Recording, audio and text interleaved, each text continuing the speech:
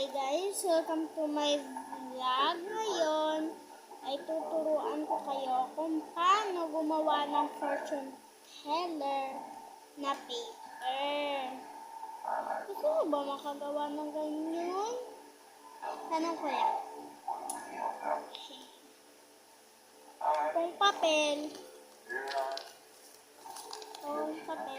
Akin sinulatan ko na eh. Alam ko na kung saan ko sa una is ito i-fold mo to dito.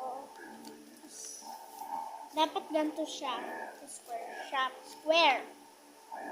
Tapos next fold ganito ulit.